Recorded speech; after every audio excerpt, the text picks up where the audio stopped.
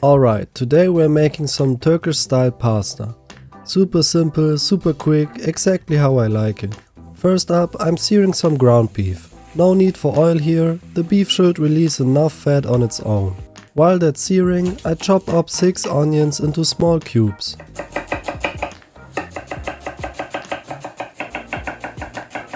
I check on the beef real quick, no burning allowed, then move on to my spice mix. We've got salt, cumin, garlic powder, cayenne pepper, paprika powder and sumac. Sumac is optional, but I bought it ages ago and barely used it. So what better occasion than a Turkish dish? Once the meat starts browning, I toss in the onions and let them release their juices, which helps deglaze the pan.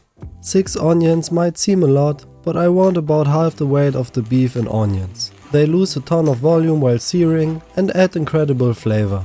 Meanwhile, I get my pasta going in some well-salted boiling water. Remember, pasta water should be always as salty as the sea.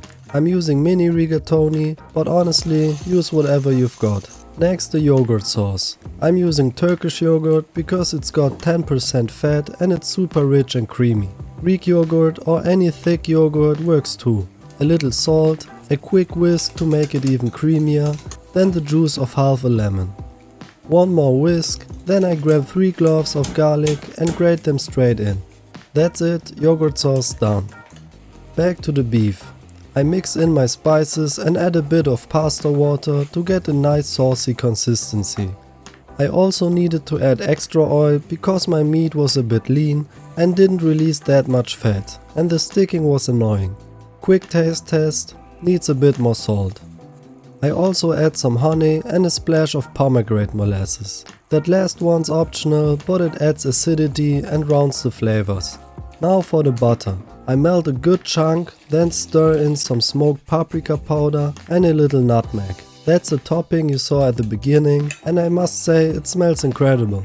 Last step, chop up some parsley and we're ready to plate. First, a generous layer of pasta at the base, then comes a smooth creamy layer of that rich yogurt, followed by a hearty portion of spiced ground beef on top. Finally, I top it off with some sliced tomatoes, the chopped parsley and a few spoons of that buttery paprika infused goodness. If you're reheating this later, I'd recommend warming it up without the yogurt and adding it on top at the end. And now the best part, tasting it. The creamy yogurt, the spiced beef, the rich butter, it's so good I literally can't stop eating. I take this with me to feed my fiancé. That's it for today, see you in the next one.